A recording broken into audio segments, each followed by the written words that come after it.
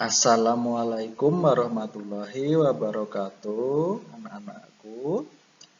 Bagaimana kabarnya hari ini? Semoga kalian semua senantiasa diberikan kesehatan, kemudahan, dan keberkahan dari Allah Subhanahu wa Ta'ala. Pada kesempatan kali ini, kita akan belajar tentang menghormati keragaman suku bangsa dan budaya serta indera pendengaran. Nah, nanti kita akan melanjutkan pembelajaran 6, tema 4A, subtema 1, keberagaman budaya bangsaku. Dan nanti jika sudah kita akan melanjutkan ke subtema 2, kebersamaan dalam keberagaman, pembelajaran 1. Pada pembelajaran sebelumnya, kalian telah mempelajari tentang keberagaman suku bangsa dan sikap menghargai keberagaman suku bangsa.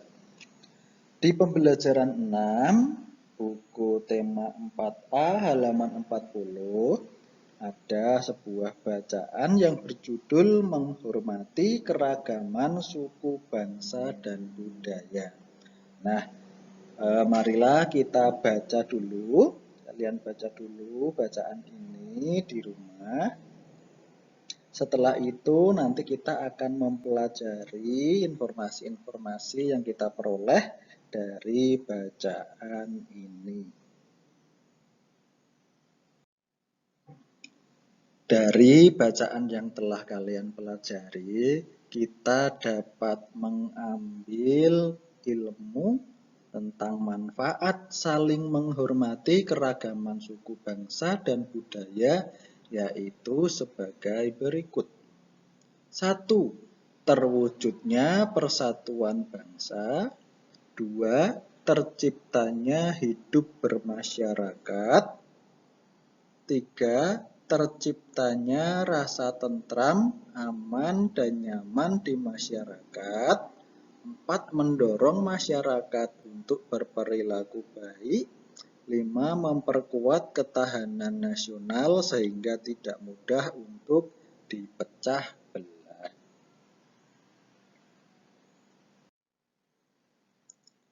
Kemudian marilah kita belajar subtema 2, kebersamaan dan dalam keberagaman, pembelajaran 1 halaman 49. Nah, di sana ada bacaan lagi yang berjudul bermain dan belajar bersama. Nah, dari bacaan ini kalian diminta untuk berlatih menemukan gagasan pokok dan gagasan pendukung dari setiap paragraf. Pada pembelajaran sebelumnya, kalian tentu sudah berlatih tentang gagasan pokok dan gagasan pendukung. Oleh karena itu, untuk latihan yang ini kalian bisa berlatih jika nanti kalian telah selesai mengerjakan seluruh tugas ataupun pembelajaran sebagai latihan. Tetapi tidak perlu ditulis pada buku tugas. Nah, kemudian kita akan mempelajari tentang indera pendengaran. Nah, sebagai salah satu anugerah oleh Allah Subhanahu wa Ta'ala, kita sebagai manusia diberikan anugerah 5 alat indera, yaitu ada indera penglihatan, indera pendengaran, indera pembau, indera pengecap, dan indera peraba. Pada kesempatan kali ini kita akan mempelajari tentang salah satu indera, yaitu indera pendengaran. Indera pendengaran manusia adalah telinga. Telinga menerima berbagai macam suara dan mengirim pesan ke otak. Otak memberitahu yang sedang kita dengar. Bagian telinga yang dapat kita lihat adalah bagian telinga yang ada di luar. yang berfungsi sebagai penangkap gelombang suara. Namun, fungsi pendengaran berada pada bagian telinga yang ada di dalam. Nah, untuk mengetahui lebih lengkap apa saja bagian-bagian telinga, marilah kita pelajari bagian-bagian telinga tersebut. Di sini sudah ada gambar telinga bagian luar sampai ke bagian dalamnya. Kita bisa lihat di situ bagian-bagiannya ada apa saja. Kita akan bahas mulai dari yang paling luar. Nah, yang paling luar di sana ada daun telinga. Daun telinga ini berfungsi untuk menampung gelombang bunyi atau suara yang masuk ke telinga. Selanjutnya ada lubang telinga. Lubang telinga ini berfungsi sebagai jalan masuk bunyi ke dalam telinga. Selanjutnya ada tulang pendengar. Nah, bagian tulang pendengar ini dia ada 3 bagian ya. Ada tulang martil, ada tulang landasan, dan tulang sanggurdi. Selanjutnya ada gendang telinga, ada tingkap jorong, saluran setengah lingkaran, syaraf, koklea, saluran eustasius, dan tingkap bundar. Nah, secara umum, bagian-bagian pada telinga itu dibagi atau dikelompokkan menjadi 3 bagian, yaitu telinga luar, telinga tengah, dan telinga dalam. Nah, telinga luar terdiri dari bagian-bagian berupa daun telinga, lubang telinga, saluran telinga, selaput gendang telinga, dan kelenjar minyak. Bagian-bagian luar telinga ini secara umum berguna untuk menangkap bunyi atau suara dari luar. Selanjutnya ada telinga tengah. Pada telinga tengah terdiri dari bagian-bagian berupa saluran eustasius, tulang-tulang pendengar yaitu tulang martil, tulang landasan, dan tulang sanggurdi. Saluran eustasius menghubungkan rongga telinga tengah dengan mulut.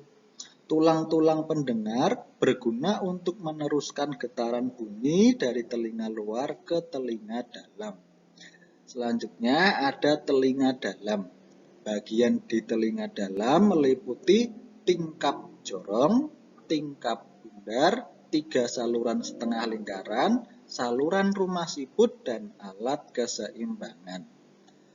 Telinga dalam berguna untuk menerima getaran bunyi atau suara yang diterima dari telinga tengah.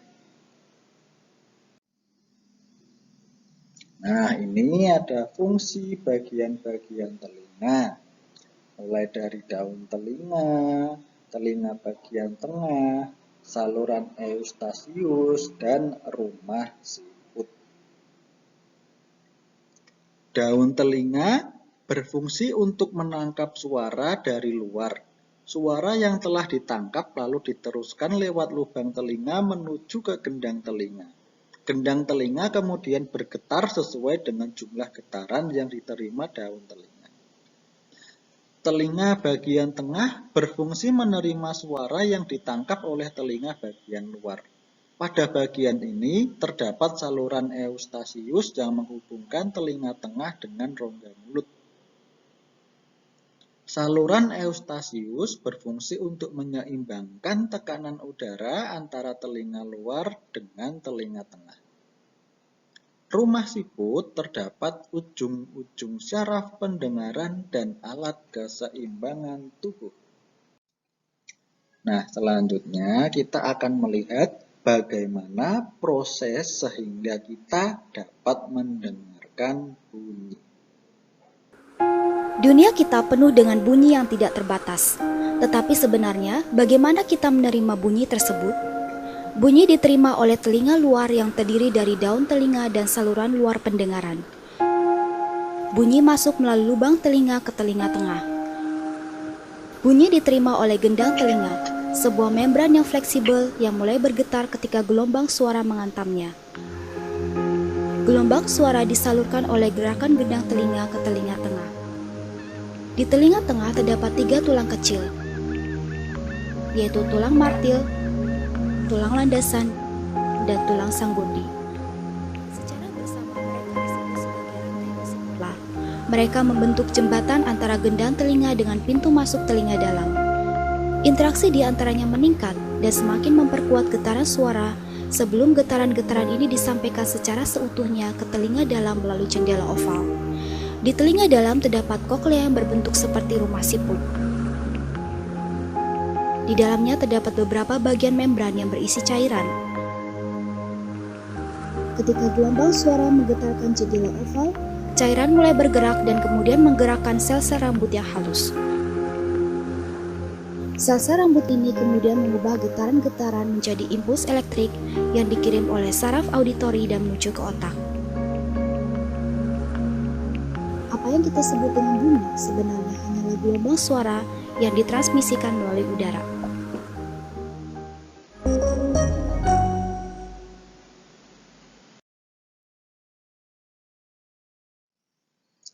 Nah, itu tadi adalah penjelasan bagaimana suara dapat kita dengar sampai ke telinga kita, kemudian diteruskan oleh syaraf dan sebagainya. Itu adalah proses kita dapat mendengar. Nah, selanjutnya ini ada sebuah lagu agar kalian lebih mudah untuk mengingat bagian-bagian telinga. Yuk, mari kita nyanyikan bersama. Nanti setelah kalian mendengarkan lagu ini, kalian coba ulangi dan ulangi terus agar kalian bisa lebih mengingat bagian-bagian telinga. Paham? Nah, sekarang simak dulu contohnya. Judulnya bagian-bagian telinga. Gendang tuk menerima, tulang tuk memperkuat, 3 saluran setengah lingkaran menjaga keseimbangan tubuh. Rumah siputnya ubah getaran menjadi bunyi ding dong ding. Terakhir Eustasius, fungsinya menghubungkan rongga mulutku dengan telinga, dan ada lagi fungsi lainnya, yaitu untuk menjaga keseimbangan tekanan udara. Nah, seperti itu kurang lebih untuk lagu tentang bagian telinga ini ya. Semoga dengan lagu ini kalian bisa lebih mudah memahami dan menghafal materi tentang indera pendengaran dan bagian-bagian di dalam telinga kita. Jangan lupa untuk berlatih untuk menghafal lagu ini. Jika sudah, kita akan lanjutkan. Nah, ini adalah cara untuk menjaga indera pendengaran. Ada beberapa cara untuk kita dapat menjaga indera pendengaran kita sebagai anugerah dari Allah Subhanahu wa Ta'ala.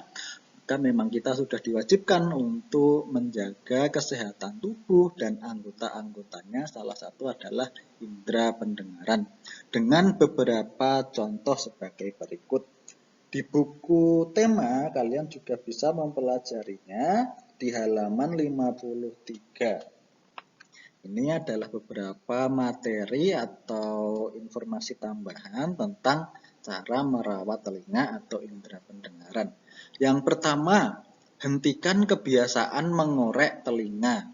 Banyak orang yang menggunakan cotton bud, penjepit kertas, atau bahkan jepit rambut untuk membersihkan kotoran telinga. Hati-hati, kebiasaan ini justru bisa melukai telinga dan membuat kotoran telinga masuk lebih dalam. Selanjutnya, jauhkan telinga dari suara yang terlalu keras. Hindari mendengarkan suara yang keras dalam jangka waktu yang lama karena bisa merusak telinga. Selanjutnya, menjaga telinga agar tetap kering. Kondisi telinga yang sering basah atau terlalu lembab memungkinkan bakteri dan jamur berkembang biak di dalam telinga. Hal ini akan memicu iritasi dan infeksi pada telinga. Melakukan pemeriksaan telinga secara rutin. Pemeriksaan telinga ke dokter THT secara rutin juga penting dilakukan untuk menjaga kesehatan telinga dan mendeteksi bila ada gangguan pada telinga. Nah, itu tadi materi tentang menghormati keragaman suku bangsa dan budaya serta indera pendengaran khususnya telinga. Sekarang ini ada tugas untuk kalian berlatih di rumah tentang materi-materi yang sudah kita pelajari tadi. Di sini kalian diperlihatkan indera pendengaran manusia. Nah, gambar ini atau tugas ini sudah ada di buku tema kalian. Nanti bisa kalian buka pada halaman 54. Nah, jadi nanti kalian coba temukan bagian-bagian telinga sesuai huruf yang menunjuk pada bagian telinga tersebut. Kemudian hasil pekerjaan kalian dituliskan di buku tugas kalian. Jangan lupa diberikan hari, tanggal, dan mapelnya, mapel tematik. Terima kasih telah belajar hari ini. Jangan lupa untuk selalu menjaga kesehatan, rajin berolahraga, dan tidak boleh lupa untuk beribadah dan juga sholatnya. Sekian untuk pelajaran hari ini. Wassalamualaikum warahmatullahi wabarakatuh.